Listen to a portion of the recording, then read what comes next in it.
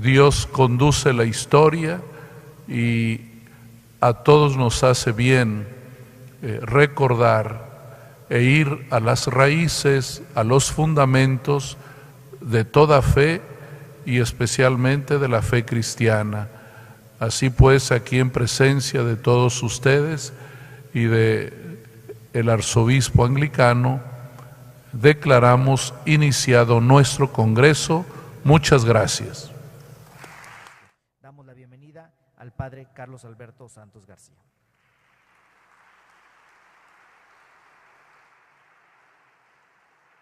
A empezar poniéndonos en la presencia de Dios, en el nombre del Padre, del Hijo y del Espíritu Santo. Amén. Ahora que meditamos en tu palabra, Señor, te pedimos la luz de tu Espíritu Santo para acercarnos a ella con un espíritu dócil, inteligente y humilde. Te lo pedimos por Jesucristo nuestro Señor. Amén. Bien, yo he titulado a esta pequeña ponencia La sola Escritura antes, en y ahora. Es justo decirlo así. ¿Por qué? Porque pues introduje un pequeño cambio cuando se me propuso preparar esta presentación a lo que me habían comentado en el principio. De hecho, la ponencia viene titulada en el programa, si usamos cambiarle, La sola Escritura, un principio luterano. Y eso para mí desde el principio fue algo que me movió. ¿Por qué? Porque me indicó que lo que tenía que hacer era no leerlo simplemente desde mi perspectiva católica. Si se me presentaba como principio luterano, tendría que preguntarme cómo entendió Martín Lutero esta cuestión de la sola Escritura. El riesgo entonces, algunos riesgos, podría ser el que yo cayera simplemente, de manera directa, en el tan conocido tema de la relación entre Sagrada Escritura y tradición, y no preocuparse por entender en qué consistió este principio, esta norma de la sola Escritura, este valor de la Escritura en el pensamiento y en la historia de Lutero. Esto me llevó por el recorrido de muchos autores, la gran mayoría de ellos de tradición reformada, anglicanos, adventistas, bautistas, evangélicos, luteranos. Ustedes pueden ver la bibliografía que tienen ahí, la bibliografía, y el hecho ya muy sintomático de que es en la misma tradición reformada en donde ha surgido pues esta inquietud por entender qué significa, distinguir cuál fue el pensamiento de Lutero, que al pensamiento posterior a Trento y a todas las tradiciones de la Reforma que surgieron ya mucho tiempo después, bueno, inmediatamente y tiempo después de la muerte de Lutero. Ahí, para mí esa fue una novedad, porque yo lo había estudiado siempre desde mi campo, desde la perspectiva católica, el que había mucha reflexión y mucha discusión aún entre evangélicos, luteranos, adventistas, etcétera, para entender ¿qué significa esto de sola Escritura? Una triada que, por cierto, sola fides, sola gratia, sola Escritura, una triada que no se remonta a Lutero, es una elaboración posterior, y que por lo tanto todas las elaboraciones posteriores corren el riesgo de también llegar a la radicalización, que es también uno de los riesgos, de los peligros. Entonces, entender el concepto en su contexto es una cuestión fundamental. Entender este valor de la Escritura en el contexto del camino de Lutero hacia lo que será, en este caso, la ruptura con Roma. Una ruptura que sabemos que se consuma después de una serie de eventos.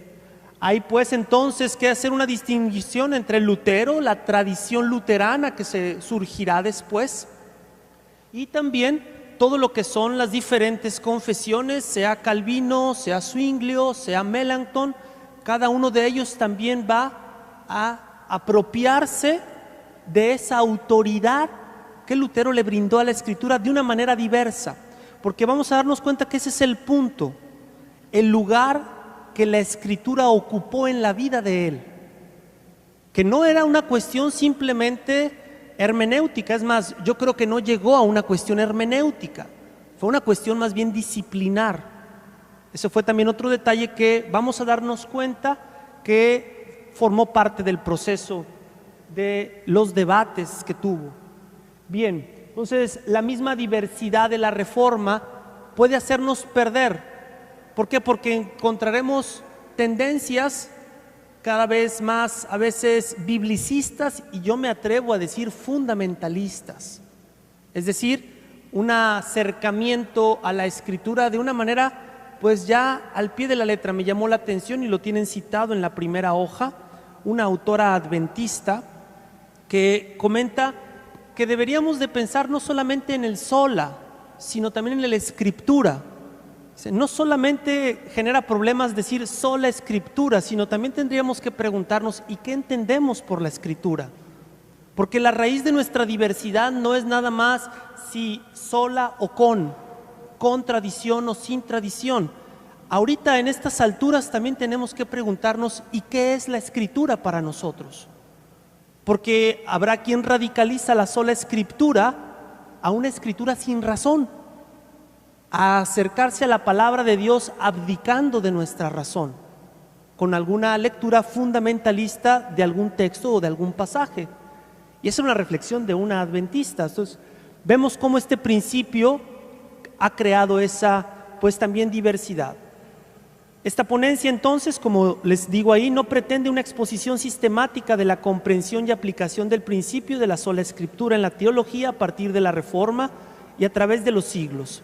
No es tampoco una confrontación entre el recurso católico a la tradición para la interpretación de la Escritura y la suficiencia material de la Escritura para definir la doctrina, tal como lo entendió Lutero.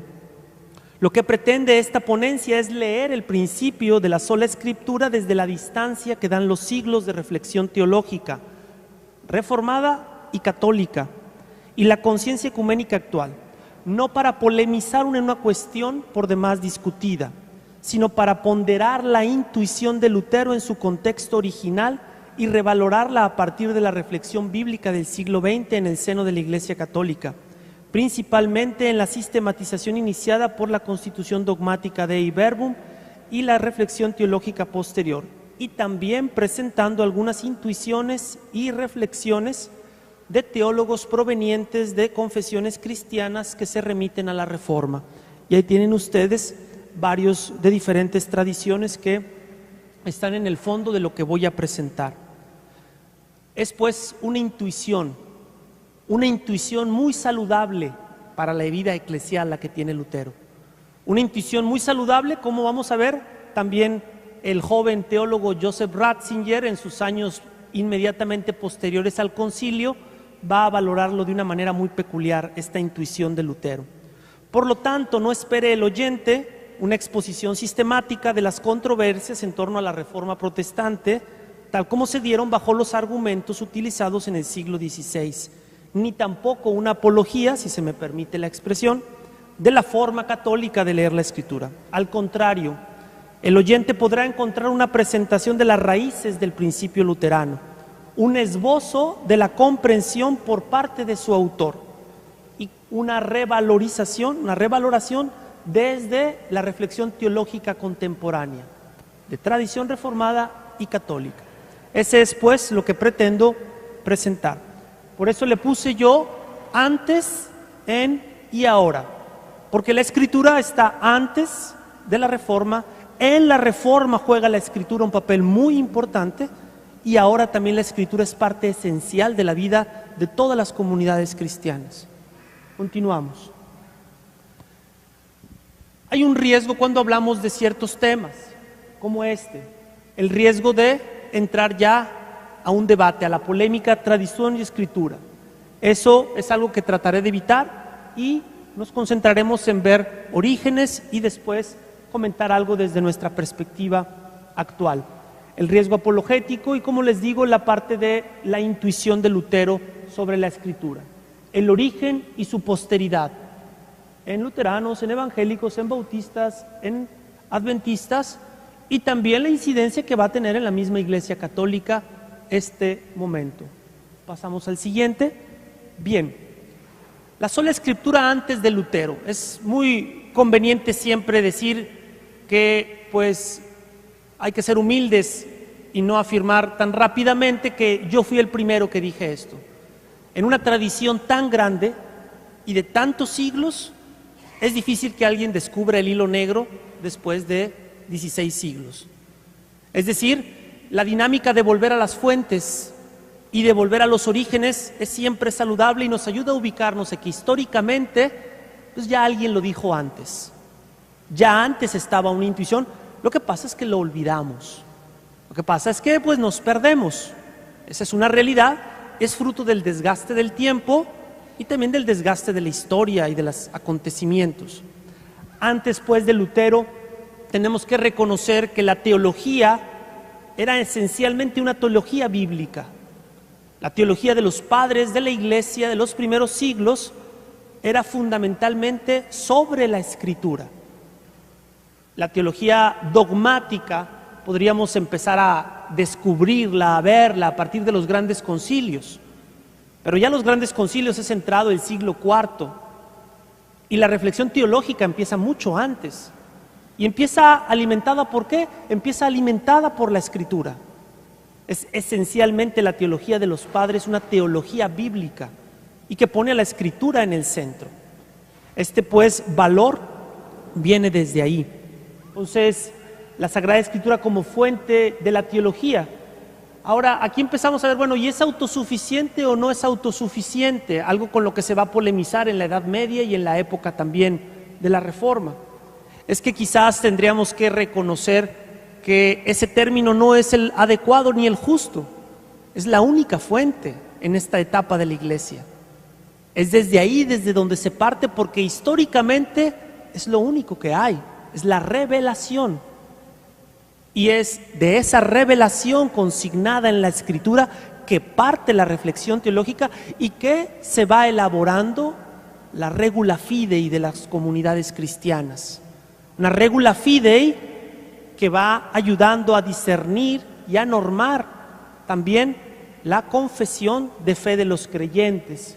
Es un periodo de configuración el de los primeros siglos. Y como es un periodo de configuración de nuestra fe, de la fe cristiana, entonces no podríamos hablar de autosuficiencia porque está configurándose hasta el dogma cristológico.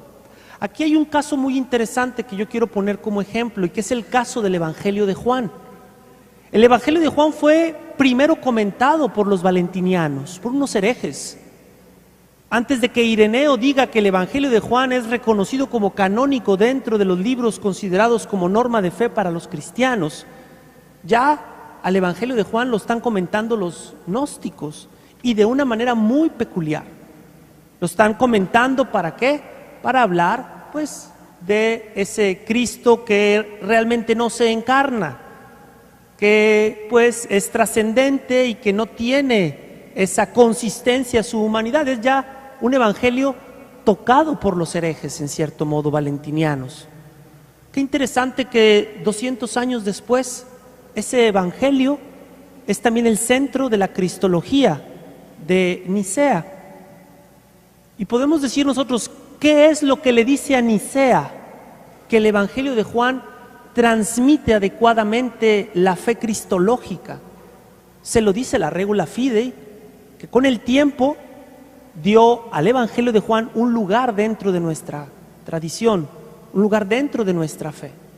Sí, existía esta escritura, este testimonio, y interpretado y comentado por estos otros hombres, por estos valentinianos, pero también existía la otra parte, la parte de Ireneo y Orígenes y todos los demás que irán transmitiendo este evangelio y comentándolo, ahora sí, desde la perspectiva de lo que será la regula fidei que va a salir del concilio de Nicea sobre la naturaleza humana y divina de nuestro Señor. Entonces, vemos cómo la reflexión teológica derivada de la Escritura en los primeros siglos pone la Escritura al centro, pero inmediatamente también aparece una reflexión vinculada a ese texto, a esa Escritura, y que le da certeza a la siguiente generación.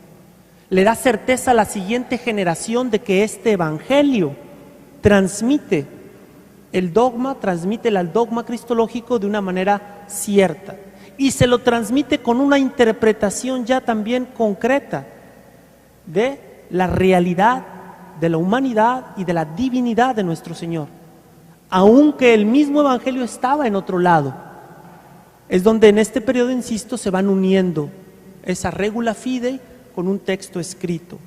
Bien, pasamos a la siguiente diapositiva.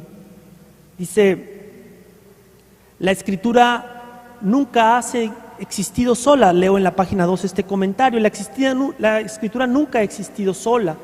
Los primeros siglos son el mejor testimonio de esta realidad. Junto a ella ha existido desde el principio una comunidad creyente. La comunidad creyente que existe junto a la Escritura. Esa comunidad creyente piensa y reflexiona sobre su fe. Avanza en el conocimiento de una revelación que dista mucho de haber agotado y comprendido totalmente. Si se hubiera conformado con que este evangelio ya lo tocaron los valentinianos, ya no es válido. ¿Por qué? Porque ya lo comentaron ellos y ya lo están utilizando estos herejes, entonces el evangelio se hubiera quedado fuera. Pero no, hay una comunidad creyente que piensa y que reflexiona y que acompaña a la Escritura, y la Escritura la acompaña a ella. Por eso digo, no ha existido nunca sola, existe siempre con la comunidad creyente que acompaña a la Escritura y a la cual la Escritura la acompaña. Esta comunidad creyente con su regula fidei es la que acompaña históricamente a la Escritura e incluso la antecede, pues ella es un punto de llegada en los primeros siglos. Autores eclesiásticos como Hipólito, Ireneo, Tertuliano hablarán del fundamento esencial de la Escritura. Fíjense la semejanza entre estas dos frases, una dicha en el siglo II por Ireneo y otra dicha por Lutero en el siglo XVI. Dice: el recto conocimiento de Cristo se encuentra en la Escritura como el tesoro de la parábola se encuentra en el campo. El recto conocimiento de Cristo se encuentra en la Escritura como el tesoro está en el campo, citando y parafraseando aquella parábola del Evangelio. Qué cercano está cuando escuchamos a Lutero decir 10 siglos después: la Escritura es la cuna de Cristo. Ahí lo encontramos.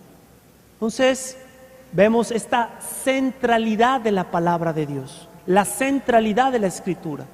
Y nos acercamos a lo que es la intuición y para mí el descubrimiento a la hora de tratarme de acercar de una manera, pues así, totalmente crítica, no confesional, a cómo entiende él este valor de la Escritura. Sin el sola únicamente, sino la centralidad y el que siempre será una norma frente a la cual te tienes que confrontar. Un espejo ante el cual la Iglesia siempre tendrá que verse. Pasamos al siguiente punto. Hay un artículo ahí, Bautista, The Search of Sola Scriptura in the Early Church, que habla sobre esto, va a las raíces, escrito, les digo, por un Bautista. Muy interesante ese artículo. Bien, vamos al segundo punto, el debate de Leipzig en 1519 y el origen del principio de la Escritura como autoridad dentro de la Reforma. Esto para mí es totalmente un descubrimiento a la hora de meterme a investigar críticamente cómo va naciendo este principio. Pues descubro que el debate de Leipzig, a lo mejor ayer ustedes ya vieron algo sobre las cuestiones históricas, el debate de Leipzig es fundamental. En lo que yo alcancé a profundizar en mi investigación, este debate empuja a Martín Lutero a otro nivel. Lo empuja a otro nivel y sobre todo reafirma el compromiso de él con la Escritura. Ese es el punto. Un compromiso de fidelidad que tiene con la palabra de Dios, de la que después en la dieta de Worms él se va a declarar así simbólicamente esclavo de la palabra.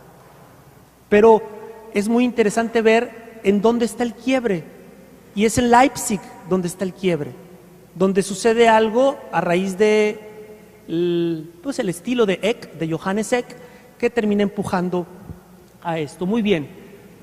Yo creo que ya ha quedado claro que la Reforma es un proceso. El Lutero de 1517 al de 1521 vive un camino. El hombre que clava 95 tesis y que después se presenta en la dieta de Worms es el mismo, pero ha vivido todo un proceso en esos años. Y es justo decir, y no nos alejamos de la realidad si pensamos que el hombre que se paró a poner 95 tesis no imaginaba el alcance de lo que iba a suceder en 4 años después y todos los factores que se fueron involucrando. Pero eso ya es cuestión de los historiadores. yo me voy a centrar al menos en este itinerario y rastreé en este itinerario el tema de la escritura. De 1517 a 1521, cómo fue evolucionando en él el tema de la escritura. ¿Por qué? Porque es justo reconocer que el debate inicial es un tema soteriológico, es el tema de la salvación. El punto es muy medular y por algo tocó profundamente. Es el tema de la gracia y del pecado. Y es un tema que a todos nos toca profundamente. El inicio de su reflexión teológica, es justo decirlo, no es teología bíblica. Él no hace teología de la palabra de Dios en el sentido de una reflexión sobre qué es la Biblia, su autoridad. No, su punto de partida es el tema de la salvación. Hay un testimonio que está a la base, obviamente, que es el de la Escritura, que es la carta a los romanos.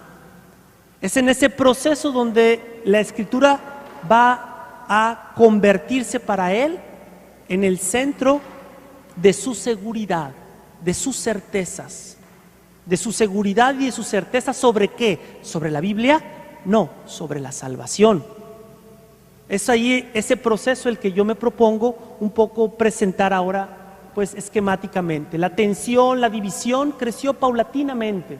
Era la cuestión de la salvación y esta preocupación eminentemente soteriológica. El origen de esta certeza, pues, estaba en la misma Escritura. Yo escribo ahí: cuando Lutero se presentó a las puertas de la iglesia del castillo de Wittenberg a clavar sus 95 tesis, sin duda ninguna de ellas tenía que ver con la hermenéutica bíblica. Su preocupación era eminentemente soteriológica. Lo que en el fondo era su preocupación fundamental tenía que ver con el pecado y la gracia, con la fuente y el carácter gratuito de la salvación. Es cierto que el origen de su certeza se encontraba en la Escritura, concretamente en el testimonio de Pablo a los romanos, pero todavía no llegaba el punto de desconocer el papel del magisterio de la iglesia. Hay una carta que yo cito abajo, en donde está esa frase famosa donde él dice todavía un año después: yo sigo a la iglesia en todo. Solamente cuando se revela esa crisis entre la iglesia, autoridad eclesiástica, y la Escritura, es donde viene el quiebre. En la comparecencia en Augsburgo frente al cardenal Cayetano, la que empieza a perfilar el choque entre Lutero y la autoridad eclesiástica y por ende el enfrentamiento entre Escritura y magisterio. La petición de una retractación por parte de Cayetano fue cerrando la posibilidad de un debate teológico. Ahora sí, de un auténtico debate teológico poniendo a la Escritura en el centro, como se dio en los primeros siglos, como se dio en esos 300, 400 años donde el debate y la reflexión teológica ponía la Escritura en el centro y la unía y la confrontaba con la regula fidei. Dice, esto provocaría que la discusión soteriológica se fuera trasladando a la polémica sobre la fuente autorizada de la cual manaba la doctrina de la Iglesia. Fue ya trasladándose al tema de las autoridades, al tema de la autoridad, y se convirtió en un tema ya de disciplina eclesiástica. ¿A quién debo de obedecer? ¿A quién obedezco? ¿Ven cómo se transforma y va evolucionando esto? Bien, entonces el debate de Augsburgo, ahí pudo todavía empezarse la discusión, pero no. Era una cuestión de obediencia la que se empieza a perfilar en el fondo. ¿Obedezco la palabra? ¿Obedezco la Escritura, este testimonio? O a la autoridad eclesiástica. Ahora, no sobre cualquier tema, ojo, que esto es algo muy importante. No era sobre cualquier tema el dilema de esta obediencia, era sobre el tema de la salvación. Eso nunca lo debemos olvidar porque es un tema muy profundo, es casi el corazón del Evangelio. El debate no era sobre cualquier disciplina eclesiástica o sobre cualquier praxis eclesiástica, tocaba el mensaje cristiano, que es un mensaje de salvación. Entonces se conjuntaron muchos elementos y eso hace que pues sea más comprensible la ruptura. Vamos adelante. El quiebre llega con pues Eck en 1519, 2 años después, en el debate de Leipzig. En este debate Eck es el que arrastra a Lutero a la discusión. ¿Por qué? Porque Karlstadt había estado ya marginado y había sido vencido en esa discusión y pues entonces es la hora de traer pues al doctor de Wittenberg a discutir. Fue todo un plan, pero como va a decir Lutero, ya pocos años antes de su muerte, ese debate lo cambió todo.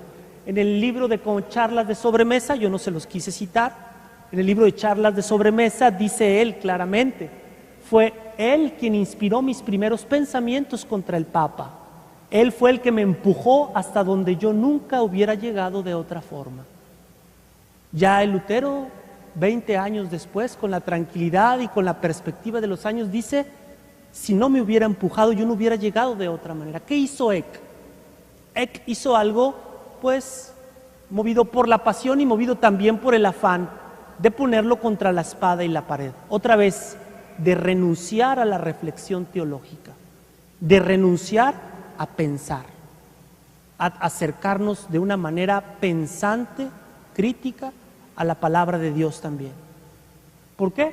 Porque lo compara con Jan Hus y pone a Lutero en paralelo con Hus, que había sido quemado 100 años antes por afirmaciones similares.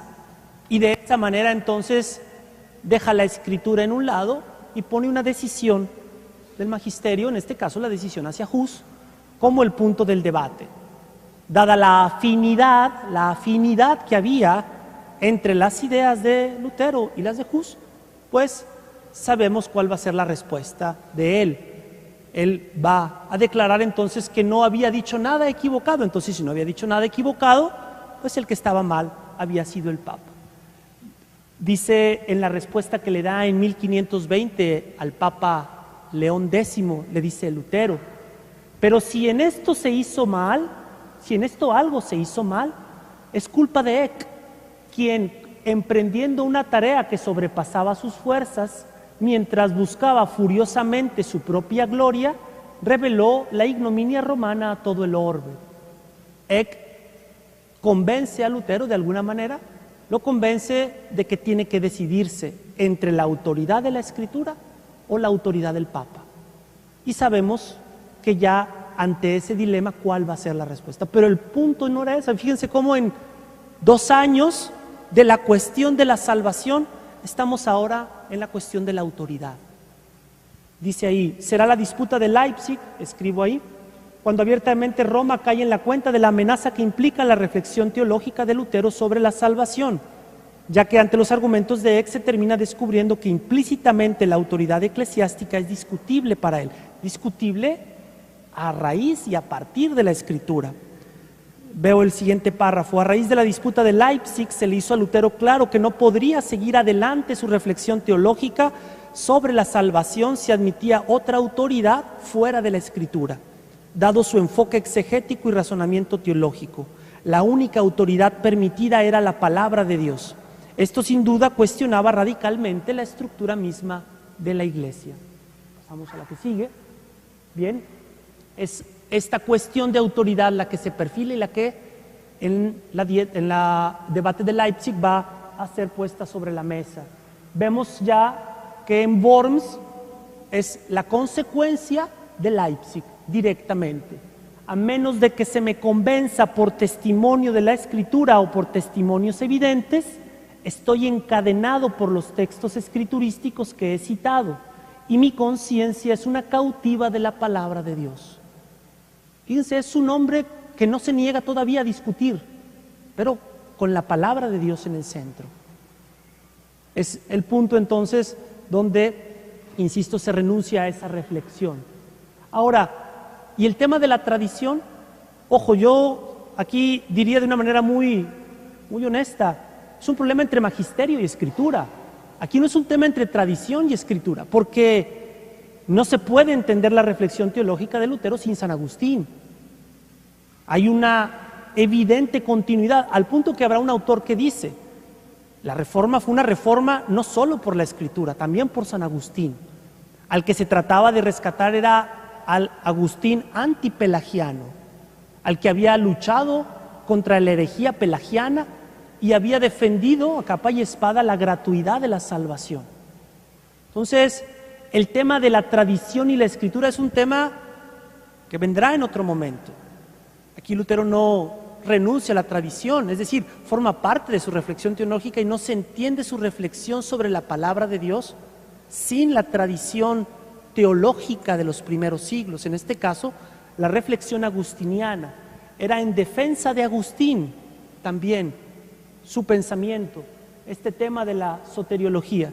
Y aquí simplemente esbozo algo. ¿Qué sería si se leyera Dei Verbum 10 en este contexto? El magisterio de la Iglesia no se encuentra por encima de la palabra de Dios, ni es su dominador, sino que se encuentra al servicio de la palabra. Fíjense esa frase de Dei Verbum 10 y ubíquenla en este contexto. Es exactamente lo que él esperaba. Es exactamente el punto al que quería llevar. Una reflexión en donde la palabra se pone en el centro. Aquí la tradición no es conflicto, porque la reflexión teológica, la praxis eclesial, la iglesia pensante, la comunidad creyente, ya tenía un camino recorrido y él trataba de volver también a esos orígenes. Bien, véase también que no aparece por ningún lado, yo les pongo ahí, una confrontación entre tradición y escritura, ambos como punto de partida de la reflexión teológica. El mismo Lutero elabora sus postulados estrictamente hablando a partir de la escritura y de la tradición. San Pablo y San Agustín, ambos son fundamentos de una reflexión teológica que siempre ha iniciado partiendo de la palabra de Dios. Solo cuando en Leipzig Eck empuja la discusión comparando a Lutero con Hus, caemos en la cuenta de que en el pensamiento de Eck no existía lugar para Lutero dentro de la iglesia. Y este a su vez comprendió que en aquellas circunstancias no podía ser al mismo tiempo fiel a la escritura y fiel a la autoridad eclesiástica. Entre las dos autoridades y maestros que se le ponían enfrente, él prefirió la autoridad de la escritura. Así, el principio que surgió a raíz de la presión que Eck ejerció sobre Lutero se consolidaría en la dieta de Worms, como les digo ahí. Bien, pasamos a la que sigue, que es el último punto. Aquí es donde parto citando un texto que yo les pongo al pie de página, que proviene de un libro que se llama Revelación y Tradición, de Rahner y de Ratzinger. Vamos a escuchar lo que dice ese texto que tienen ahí escritos en la nota al pie y comparémoslo con lo que he comentado. Fíjense lo que dice en este caso el joven Ratzinger. Es un mandato de suma gravedad para la Iglesia conservar la pureza de su doctrina.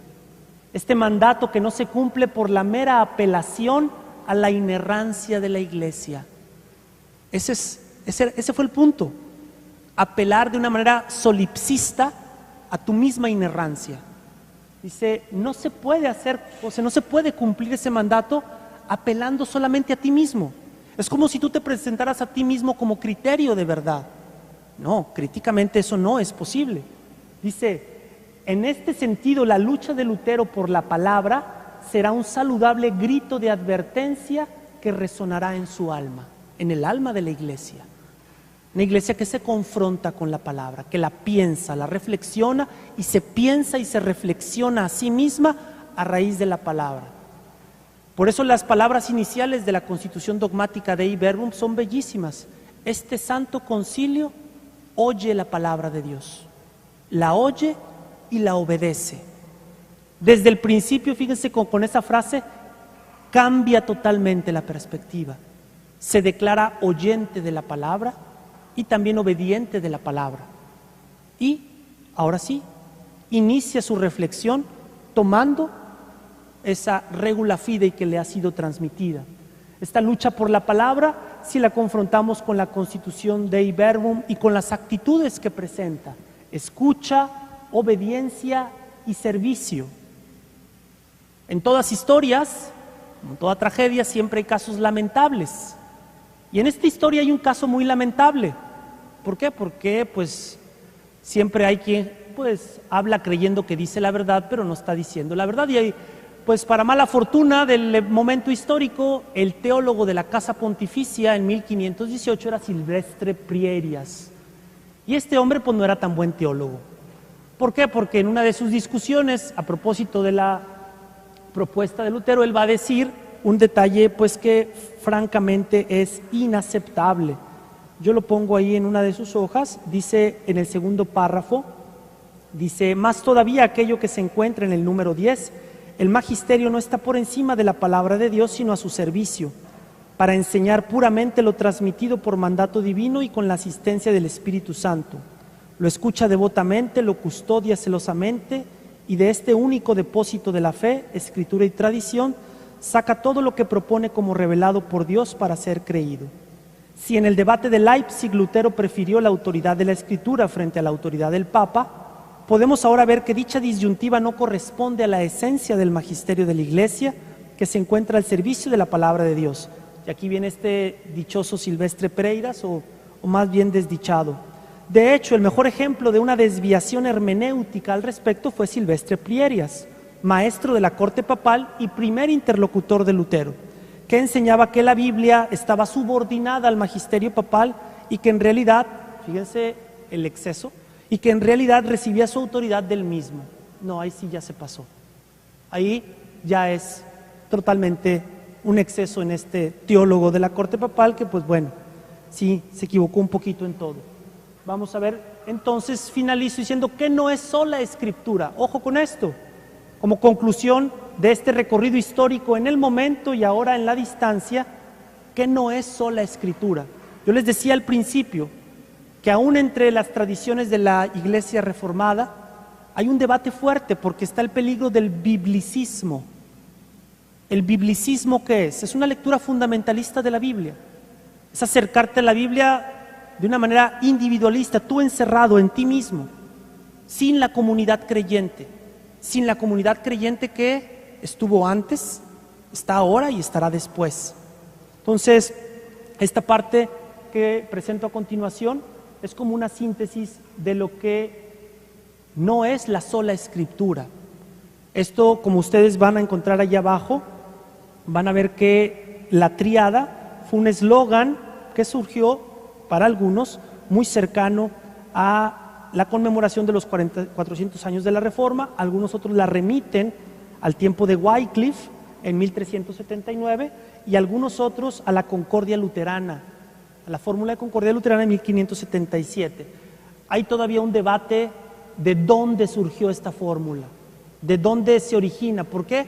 Porque ya vemos que no existe en palabras de él, no existe en sus fórmulas, existió en la práctica, en una práctica que dijimos de autoridad.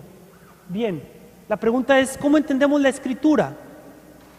Porque no solamente es él sola, es este el punto. A partir de la Biblia, un libro sobrenatural, un libro que cayó del cielo así materialmente, o también tiene una historia. El punto es este biblicismo al que también muchas confesiones de la Reforma y también los católicos nos resistimos. Es el fundamentalismo que tanto daño hace en muchas religiones también. Es sola escritura, no es abdicar de nuestra razón, no es abdicar de nuestra lectura crítica. Sola escritura no es ignorar a la comunidad creyente, como Lutero no ignoraba a San Agustín, como no ignoraba la reflexión teológica de los primeros siglos. El que ignora a la comunidad creyente que ha tomado a la palabra, pues se encierra y encuentra la justificación él solo para crear algo nuevo, porque pues es la Biblia y él, nada más. Y nunca ha sido la Biblia y cada uno de nosotros, nada más, porque hay una comunidad creyente que nos acompaña, que acompañó a la palabra y a la cual la palabra la acompañó. Sola escritura no es ignorar la regula fidei de esa comunidad creyente, no al menos de esta manera. Sola escritura, ¿qué es? Sola escritura es reconocer el lugar privilegiado de la escritura en la reflexión teológica. Eso era lo que él hizo, eso era lo que pretendió, el lugar privilegiado, la autoridad privilegiada que tiene la palabra de Dios. Sola escritura es reconocer su primacía en el discernimiento de la praxis eclesial.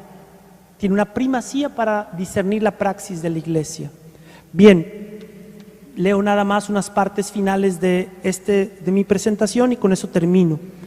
Dice en la página número 5, dice, con probabilidad ha sido el abandono de la traditio fidei de la comunidad creyente, donde necesariamente surge la escritura y tiene posteridad autoritativa, la causa de la fragmentación de las confesiones cristianas nacido de la Reforma, pues la radicalización del valor autoritativo que Lutero dio a la Escritura frente a la autoridad eclesiástica se convertiría a la larga, en algunos casos, en un subjetivismo.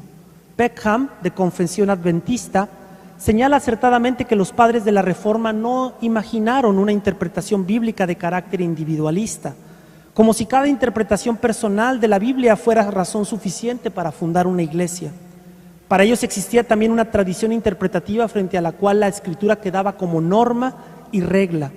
Por lo tanto, el principio de la sola Escritura no excluye la razón humana, ni la presencia de comunidades interpretativas del pasado y del presente. No puede haber una amnesia histórica que lleve a interpretar la Escritura desde un vacío.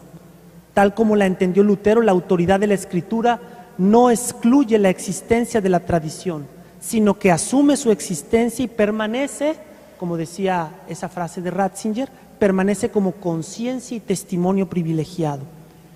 En su origen divino y su carácter perenne, me voy al último párrafo, el que transmite a la Escritura, es su origen divino y su carácter perenne, el que transmite a la Escritura la capacidad de ser conciencia crítica a través del tiempo. Esto es lo que sucedió sin duda en el siglo XVI, cuando Lutero confrontó el mensaje de la carta a los romanos con una cierta praxis eclesial. Pero entonces, como ahora, para él, como para Dei Verbum, la Escritura no se hallaba frente a la tradición de la Iglesia como si se hallara ante otra realidad de origen diverso, sino en unidad con ella, pues ambas provienen y transmiten la única revelación. Solo así una puede ser entendida como referencia crítica de la otra y no como rival, como un testigo perenne y privilegiado dada su condición de ser palabra escrita. De hecho, el joven teólogo Joseph Ratzinger, comentando la Dei Verbum en los años inmediatamente posteriores al concilio, consideró que pudo irse todavía más allá en la reflexión conciliar sobre este papel rector de la Escritura en relación con la tradición.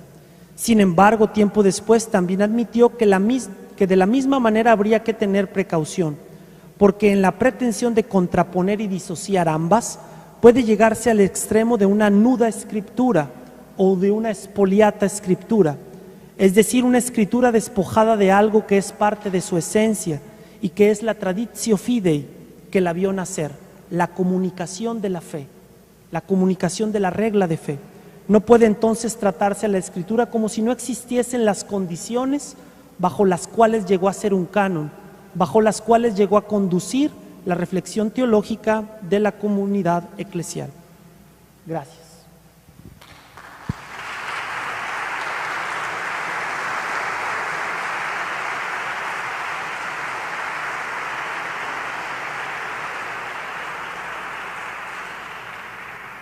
Muchísimas gracias al Padre y tenemos tiempo para dos preguntas, si alguien tuviera alguna pregunta, algún comentario que realizar.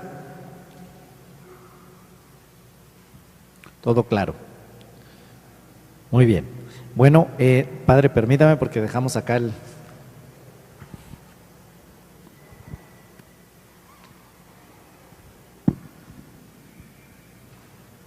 Muy bien. Esto pasa cuando estamos en vivo, entonces quiero invitar a Monseñor, por favor, si nos hace el favor de entregar este reconocimiento al Padre Carlos Alberto Santos García por esta ponencia el día de hoy.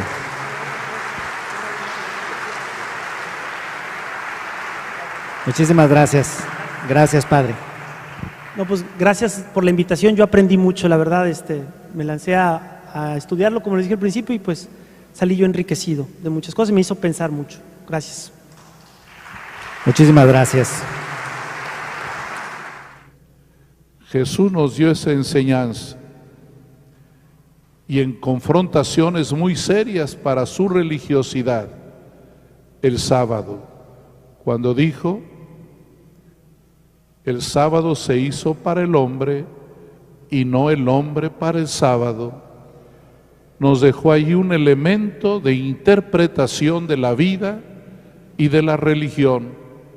Por eso, muchas gracias. Quiero agradecerles a todos su participación.